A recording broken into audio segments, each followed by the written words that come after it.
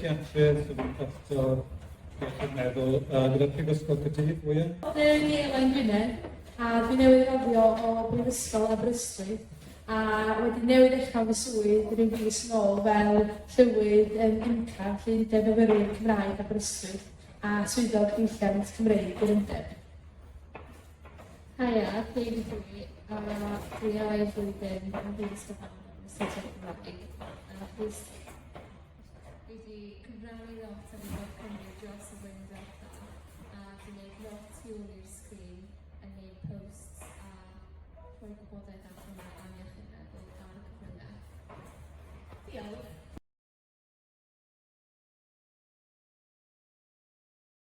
Mae'n dibynnu ar y myfyrwyr i raddau oherwydd enghraifft os dyn nhw'n financial yn beth yn amlwg mae costau trafnidiaeth yn anffosachol iddyn nhw. Mae hefyd jyst cael bwyd, mae siopa bwyd yn costau gymaint a mae rhywun eisiau cynnal i hwnna'n a bynnol yn tro gyntaf pan ti'n mynd i brifysgol a mae o'n fraw pan ti'n gorfod i siopa a dwi'n nesaf yn costio 40 i ti am y siopa o ffosol.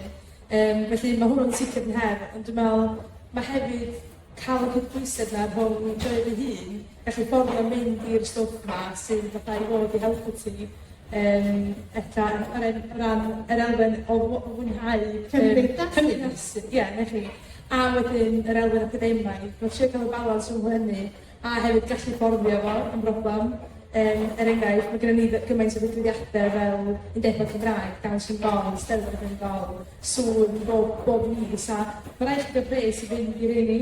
Felly dwi'n meddwl bod hynny hefyd yn her i fyfyrwyr. Ie, a mae pobl yn dieddol i feddwl, wel ni fel rhieni, dyn ni'n dieddol i feddwl, wel, y gwaith sy'n bwysig a bydd y cymdeithasu. Ond mae'n rhan huge o fod yn y brifysgol. A dyna lle, rydych chi'n mynd i ffeindio'r ffrindiau ac adeiladu y teulu bach yna, sy'n mynd i cefnogi chi, ti'n modd, efo lles chi a iechyd meddwl. So mae'n rhan rili bwysig. Yn bersonol, dwi'n meddwl heb y pethau cymdeithasol, swn i ddim gallu gweithio mor dda wedyn yn academaidd gyda. Felly o'n i'n meddwl, dyna pam oedd y cydbwysedd yna mor bwysig. Ac yn anffodus, dydy pawb ddim yn llwyddo i ffeindio'r cydbwysedd yna. A dyna sy'n anodd, mae gennych chi eich rhai bobl sy'n ffocysu mwy ar yr ochr academaidd a wedyn iechyd meddwl nhw eithaf ddim mor dda oherwydd hynny. Mae'n gweithio fel arall hefyd, fydd felly, ia, eto, busnes am bod chi'n annibynnol am y tro gyntaf. Felly, mae fyny i chi i sortio chi allan, ys dyna'n ei sen. Ac Eli, ti'n ffeindio pan ti'n teimlo'n isel, mae'n anodd canolbwyntio ar y gwaith academaidd, right? Ie, yn sicr. A wedyn, mae yna lot o straen fel nes i dweud wrth fod yn rhan fel ymchwil neu ymca, oherwydd mae yna gymaint o gymdeithasau, gymaint o digwyddiadau yn mynd mlaen, lle dyn ni'n mynd allan a joio, ond mae'n costio bob tro. A da chi moyn mynd mas, a wedyn da chi'n meddwl, mae gen i gwaith i wneud, a mae angen balans o mynd mas ar gwaith yma. A wedyn, dwi wedi ffeindio wrth fod yn ymchwil mae pawb angen mynd allan. So mae rhaid i chi fynd mas, a mae rhaid i chi fynd rhan o'r criw. Ond mae'r trwy o jyst fod yn pwnt yn y neu o'r cyffredin am 5 pint i wedyn mynd allan i'r glwb neu i'r pub, a wedyn pub crawl, a wedyn mas i'r clwb. So mae hwnna'n adio lan. Os mae hwnna'n digwydd yn aml, chi yn gallu meddwl mae hwn yn mynd bach yn gostus.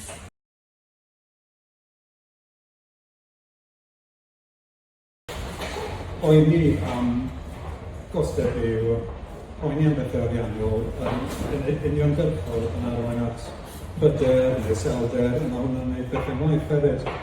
Neu allai bethau bod yn uniongyrchol, yn indirect, felly bod problemau costau byw yn effeithio ar yr adnoddau sy'n gallu prynu fel cyfrifiaduron neu a wedyn bod angen cael swydd yn amser falle sy'n cymryd gormod o amser, a wedyn mae hwnna'n effeithio perfformio'r academaidd, a wedyn mae hwnna'n effeithio ar eich iechyd meddwl fel un am hyder. Felly bod llwybr yna Ni hefyd yn gwybod bod llety gwael yn gallu effeithio ar iechyd meddwl, a hefyd wrth gwrs i sôn am yr ochr gymdeithasol.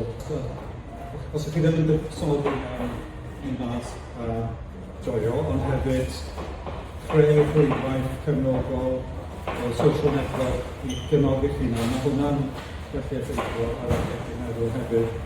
A wrth gwrs, ni'n gwybod bod problemau costau byw yn effeithio eich corff hefyd a iechyd corfforol mor gysylltiedig mewn iechyd meddyliol.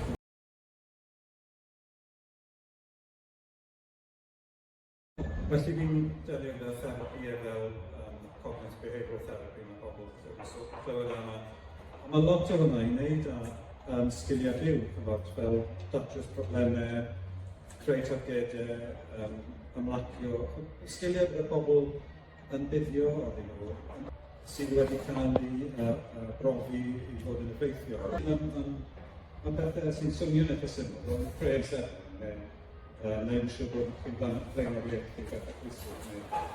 Actually, elfen eitha mawr o therapi, ond mae eisiau jyst wneud yn eitha realistig.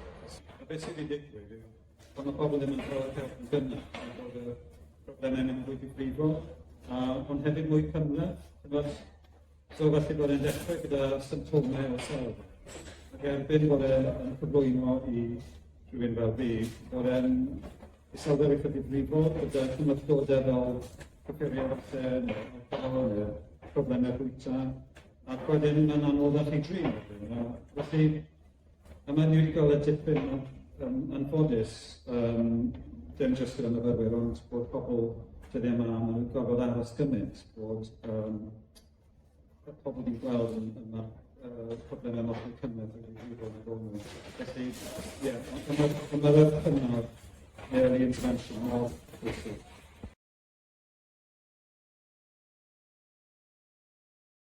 Ond be gallwn ni wneud? Oes gennych chi unrhyw syniadau wneud o'n haws i siarad am hynny? Mae'r pethau fel yma'n sicr yn helpu. Can mwy o bobl i siarad amdano fo'n agored, ond dwi'n gwybod bod yn myfyrwyr yn abrysu bach o blwg, cyfawr. Ond da ni'n gwneud dipyn er mwyn helpu myfyrwyr. Felly, enghraifft, yn ystod rwsos garddio, oedd na pawb yn cael, na, dim pawb, ond oedd chi'n gallu arwyddebu fatha apwyntiad i cael torrwch gwallt am ddim. Oedd chi hefyd yn cael llun am ddim a curing am ddim yn yr undeb. A dwi'n gwybod bod hynny wedi helpu lot. A pobl yn agored iawn yn dweud, o fedra i'n fforddio fel arall, fydda chi'n am dweud, hynny'n llydau. Ia, yn union, a dwi'n cofio hefyd, wrth nhw'n gwneud o'i cael hynna, oeddech chi'n cael pryd o fwyd am 2.50 yn Tamau Da. A dwi'n cofio, oedd neb gyda'n dweud bod nhw'n stryglo i gael fforddio lle, a wedyn nesaf i fforddio bwyd, a wedyn nesaf, dwi'n nhw'n cynnig y fargen yma yn y brifysgol. A beth nesaf, o pawb yn gymryd o, a pawb yn siarad oia, a ni'n mynd i fforddio fo, so mae hyn yn rili handi. So mae dechrau pethau fel yna yn gwneud bod yn siarad am ei gilydd, a fwy wybodol wedyn bod yna broblem yn ffynben.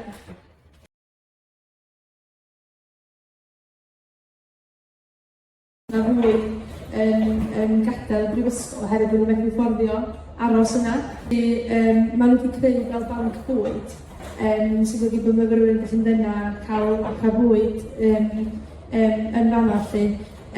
Hefyd, mae gen nhw fel sosbenni, cutlery, dillad, ffolderi ar gyfer gwaith, i gyd am ddim, os oes angen i myfyrwyr gael hyn lle. Maen nhw wedi gweithio efo gwasanaethau myfyrwyr hefyd i sicrhau bod nwydda misglwydd ar gael am ddim. Dwi'n cofio eto brofiad personol, dwi'n cofio mynd i siopa a meddwl, o yn bach, ia, mae plant yn costio hynna hyn. Dwi'n gallu gofio hynna. Ond dyna ni'n hyd yn gyfer ystyried y fashion beth, felly mae hwnna rhywbeth rili da. A hefyd, nwydda misglwydd a plant am ddim yn yr undeb myfyrwyr. So, fi wedi sylweddoli ar gwahaniaethau yn Bangor hefyd. So, mae peirniadau o bwlch wedi mynd mawr. A wedyn, eto fel Aberystwyth, mae bwyd a cinio yma am 2 gynt. So, mae hwnna'n hefyd wedi bod yn help mawr i nifer iawn o bobl. A ni'n gweld nifer fawr iawn o myfyrwyr yn mynd i cael y bwyd yma fyd. Mae'r pen llawn a weithiau sdim bwyd ar ôl, oherwydd mae gymaint o angen ar y bwyd yna. A hefyd, eto fel aber, mae adnoddau mislif hefyd am ddim yn y toiledau o gwmpas y brifysgol. Mae'n bwysig bod pobl ddim yn teimlo'n wael am defnyddio'r adnoddau yma. Os unrhyw beth yn dod i'r pen chi rwan, fyddwch chi'n licio gweld yn digwydd er enghraifft, unrhyw syniadau. Felly, o ran cyfnod gyfer y dyfodol, mae'r undeb myfyrwyr yn gobeithio rhoi tocynnau ar gyfer o dillad. A hefyd, felly, pan ni'n graddio, roedd gostio dwi'n 50 pint i rent i gown. Ydy. Ydy. A nes i gostio, wel, faint da ni wedi dalu am gwblhau yr arall. Ond da ni gyfod... Dwi'n meddwl yn cael dewis byw. A dyna bod allan na'r campins wedyn i raddio yna. Felly, o mae hyn sgandal i ddweud gwir. Felly, mae'r undeb myfyrwyr yn gobeithio cael ffwnd yn yr undeb, a fel bod myfyrwyr sy'n edrych fforddio wedyn yn gallu cael am ddim, hentyn am ddim drwy yr undeb wedyn. Dyna di gobeithio yr undeb myfyrwyr yn agor. So ni fydd yn gweld tocynnau neu discount bws neu shared i teithio yn myfyrwyr, oherwydd ti'n meddwl bod hwnna'n haws mawr a bydd lot o myfyrwyr wedyn yn mynd allan ac yn gweld mwy o'r ardal.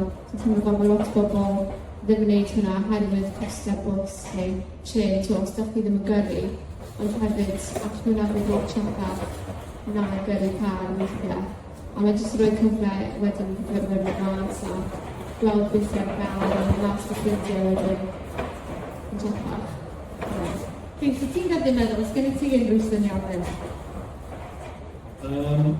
Ie, dwi'n credu pan chi'n meddwl am y newid pethau, mae eisiau meddwl am y ecosystem, y brifysgol, myfyrwyr, lefel unigol, lefel brifysgol, lefel cyfodrwydd. Ie, hyn ôl at yr ecosystem, felly mae eisiau gwneud pethau'r lefel unigol, fel y pethau ti'n sôn am.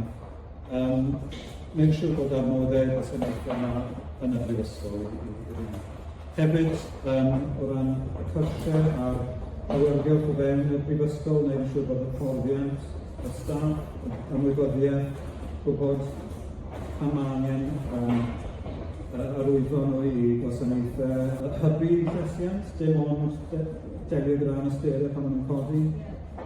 A hefyd, trwythiadau'r brifysgol gyda gymuned a gwasanaethau eraill, fel bod y llwybr yn rhwydd i fynd pan mae pethau'n eitha difrifol, ond yn dod i pobl o'r byd.